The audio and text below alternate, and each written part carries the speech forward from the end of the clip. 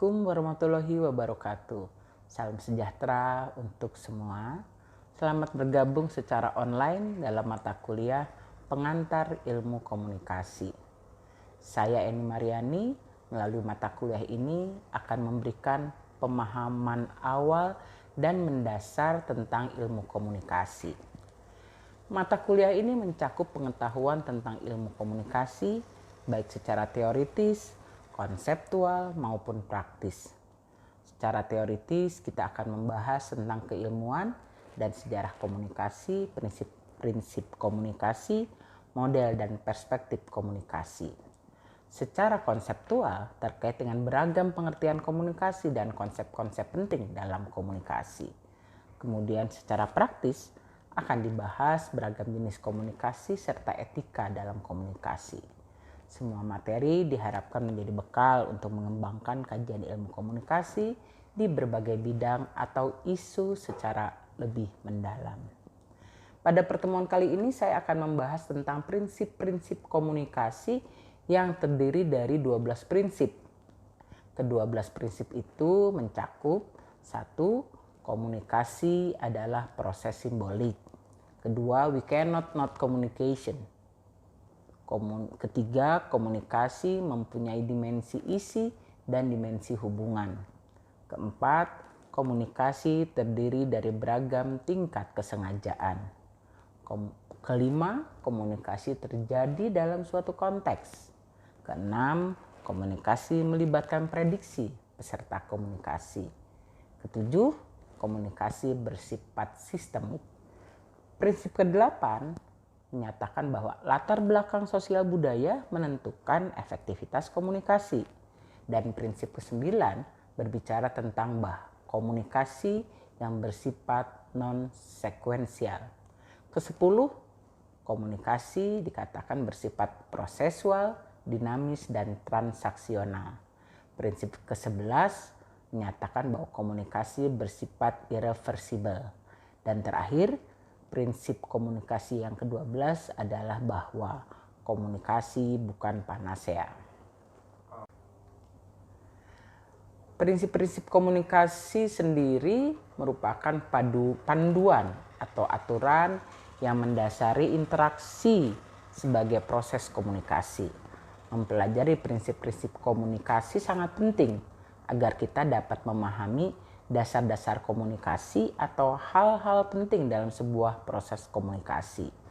Melalui pemahaman prinsip-prinsip komunikasi, diharapkan kita juga dapat memahami keberadaan komunikasi sebagai bagian integral dari proses komunikasi yang terjadi dalam kehidupan kita sehari-hari, baik dalam konteks personal, sosial, maupun profesional. Prinsip komunikasi yang pertama, komunikasi adalah proses simbolik.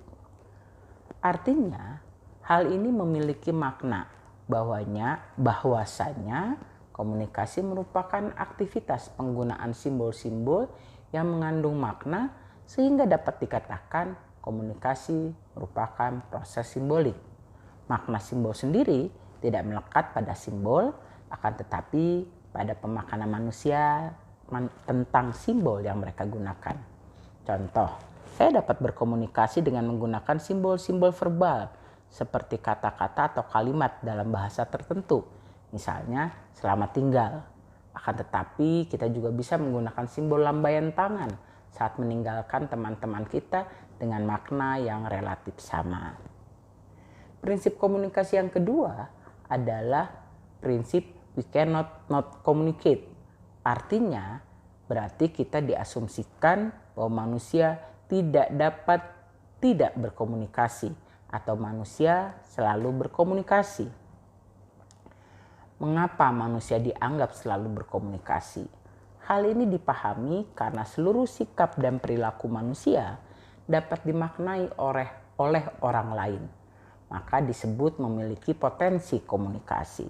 Sebagai contoh, ketika kita diam saja di saat semua orang saling berbicara, maka orang dapat memaknai bahwa kita sedang memiliki masalah atau sedang tidak ingin berhubungan dengan orang lain. Rekan-rekan mahasiswa yang saya sayangi, kita lanjutkan pada prinsip komunikasi yang ketiga. Prinsip ketiga adalah komunikasi mempunyai dimensi isi dan dimensi hubungan. Dimensi isi terkait dengan muatan atau isi pesan. Dimensi hubungan terkait dengan konteks hubungan yang ada di antara orang-orang yang terlibat komunikasi. Artinya saat kita menyampaikan pesan, maka maknanya akan terkait dengan hubungan yang kita miliki dengan orang yang kita ajak komunikasi. Sebagai contoh, walaupun kita mengucapkan hal yang sama, misalnya saat ada yang menegur kamu dan kamu menjawab dengan kalimat, "Jangan ganggu saya ya, biarkan saya sendiri." Jika kalimat itu disampaikan pada sahabat dekat kamu, maka dia akan memakluminya bahwa kamu memang saat ini sedang butuh sendiri. Akan tetapi, jika disampaikan pada orang yang baru kamu kenal, maka orang itu akan memaknai ucapan kamu sebagai kesombongan atau kamu berusaha mengusir dia. Prinsip komunikasi yang keempat adalah komunikasi berlangsung dalam berbagai tingkat kesengajaan. Mulai dari yang tidak sengaja sama sekali hingga komunikasi yang sangat disengaja atau direncanakan. Komunikasi bisa terjadi secara spontan, misalnya Anda berteriak atau menjerit ketika seseorang atau sekelompok orang memberikan sesuatu atau bersikap yang mengejutkan Anda. Ketika Anda menjerit, itu adalah komunikasi yang tidak Anda rencanakan.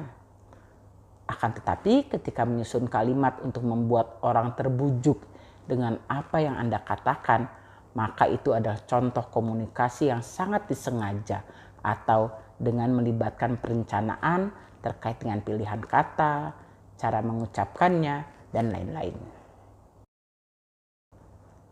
Kita lanjutkan terkait dengan prinsip komunikasi kelima. Prinsip komunikasi kelima adalah bahwa komunikasi terjadi dalam konteks. Prinsip ini mengandung makna bahwa setiap proses komunikasi tidak dapat dilepaskan dari situasi atau kondisi saat komunikasi dilakukan. Misalnya terkait dengan aspek fisik, di mana tempat, ruang, atau waktu kita berkomunikasi. Ada aspek psikologis, seperti apakah sedang sedih, semangat, dan lain-lain.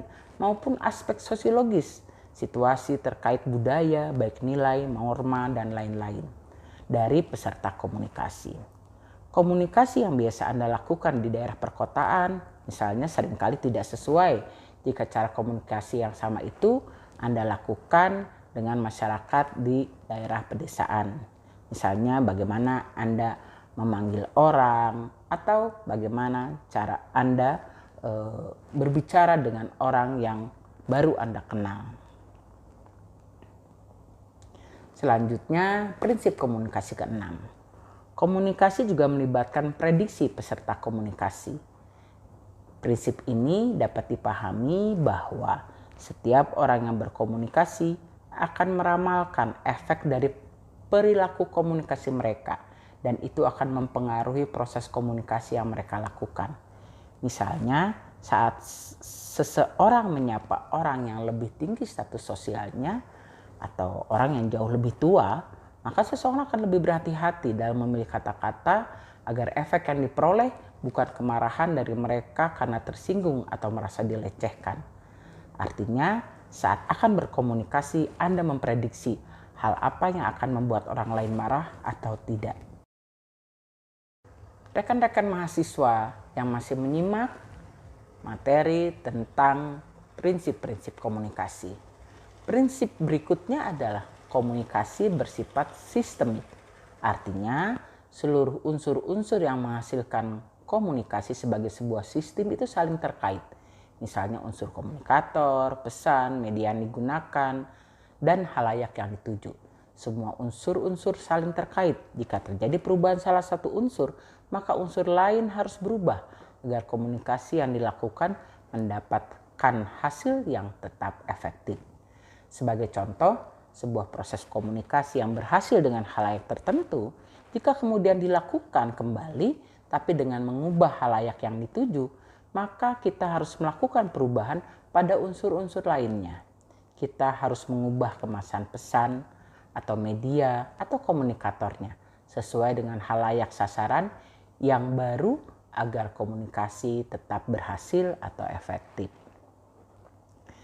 Prinsip ke-8 dari prinsip komunikasi adalah bahwa latar belakang sosial budaya orang yang berkomunikasi berpengaruh pada efektivitas komunikasi. Kesamaan latar belakang budaya di antara orang yang terlibat dalam sebuah proses komunikasi akan lebih efektif dibanding komunikasi yang terjadi di antara orang-orang yang berbeda latar belakang budaya. Misalnya, jika kita berkomunikasi dengan sesama orang Indonesia yang memiliki bahasa ibu yang sama, akan lebih efektif dibanding ketika kita berkomunikasi dengan orang Spanyol, walaupun menggunakan bahasa yang sama, misalnya bahasa Inggris, akan tetapi komunikasi yang terjadi tidak seefektif dengan komunikasi yang terjadi di antara orang-orang yang berlatar belakang budaya yang sama, yaitu orang Indonesia. Prinsip komunikasi yang ke-9 adalah komunikasi juga bersifat non-sekuensial.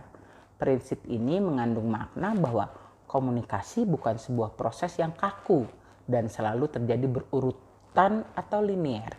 Komunikasi melibatkan respon sebagai bukti bahwa pesan telah dikirimkan, diterima, serta dimengerti.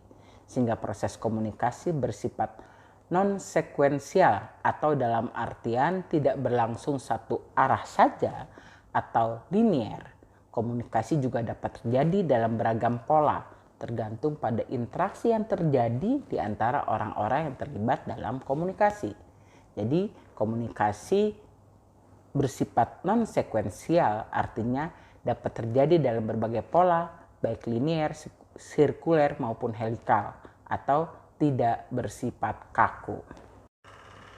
Rekan-rekan mahasiswa yang saya cintai, kita sampai pada prinsip komunikasi yang ke-10. Prinsip komunikasi ini mencakup komunikasi itu dikatakan bersifat prosesual, dinamis, dan transaksional. Prosesual berarti komunikasi tidak memiliki awal dan akhir. Prinsip ini menegaskan bahwa komunikasi pada dasarnya terus berlangsung dan tidak terhenti pada satu titik. Misalnya setelah kita menyampaikan pesan kita pada orang lain dan orang lain menanggapinya, maka kita akan kembali memikirkan tanggapan yang kita terima dan akan mempengaruhi komunikasi kita dengan orang tersebut, baik secara antar pribadi atau komunikasi dengan diri kita sendiri tentang orang tersebut. Dan begitu pula sebaliknya. Komunikasi yang bersifat dinamis, artinya komunikasi tidak pernah terjadi secara sama dalam waktu yang berbeda.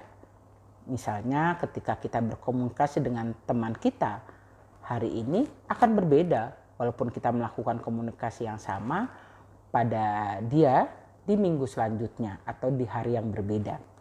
Heraklitus mengatakan bahwa manusia tidak pernah menyeberangi sungai yang sama 2 kali. Hal ini memiliki arti yakni komunikasi bersifat dinamis di mana sebuah proses komunikasi tidak pernah terjadi sama ketika dilakukan dalam waktu yang berbeda seperti kita melewati sebuah sungai menurut Heraklitus. Komunikasi yang bersifat transaksional artinya ketika orang terlibat dalam sebuah proses komunikasi, mereka mempertukarkan informasi, perasaan, dan pikiran dengan tujuan tertentu. Sehingga orang akan memperhitungkan pula hasil pertukaran yang dilakukannya. Apakah menguntungkan dirinya atau tidak. Sehingga mempengaruhi penilaiannya terkait komunikasi yang dilakukannya. Rekan-rekan mahasiswa yang saya cintai dan saya harap masih menyimak materi ini. Selanjutnya kita akan menjelaskan prinsip komunikasi yang 11 dan prinsip komunikasi yang ke-12. Prinsip komunikasi yang ke-11 yaitu komunikasi bersifat irreversibel. Komunikasi bersifat irreversibel artinya komunikasi tidak dapat diulang kembali karena komunikasi yang kita lakukan telah menghasilkan efek tertentu dan kita tidak bisa membatalkannya. Misalnya ketika kita melakukan komunikasi yang menyinggung perasaan orang lain atau menilai komunikasi yang kita lakukan bertujuan kurang baik, maka kita tidak bisa menghilangkan efek komunikasi itu tersebut walaupun kita mengulangi komunikasi dengan cara yang berbeda. Komunikasi yang kita lakukan tidak dapat kita ulang kembali dengan harapan mengganti komunikasi yang sudah kita lakukan. Prinsip komunikasi yang terakhir adalah komunikasi bukan panacea yang dapat menyelesaikan semua masalah. Komunikasi pada dasarnya hanya dapat menyelesaikan masalah komunikasi, yaitu pernyataan manusia terkait dengan isu tentang pesan, media, partisipan yang terlibat dalam proses komunikasi. Masalah komunikasi misalnya adanya ketidaktahuan, ketidaksepakatan, atau ketidakbersediaan melakukan sesuatu karena komunikasi yang dilakukan tidak efektif atau kurang berhasil. Oleh karena itu, melalui komunikasi yang kita lakukan dengan memperbaiki aspek-aspek komunikasi agar masalah komunikasi dapat diselesaikan. Misalnya, orang tidak mau melakukan sesuatu karena dia tidak tahu atau tidak paham. Maka kita dapat mengatasi masalah tersebut dengan menyampaikan pesan-pesan dengan cara tertentu agar dia paham sehingga dapat melakukan hal tersebut. Namun ketika alasan dia tidak melakukan sesuatu karena ada orang yang mengancam dirinya, maka hal itu tidak bisa diselesaikan dengan komunikasi. Karena hal tersebut bukan masalah komunikasi, tapi masalah keamanan atau ketakutan seseorang terhadap ancaman yang diberikan. Contoh lain, misalnya ketika orang tidak membeli sesuatu karena tidak tahu atau tidak tertarik terhadap barang tersebut.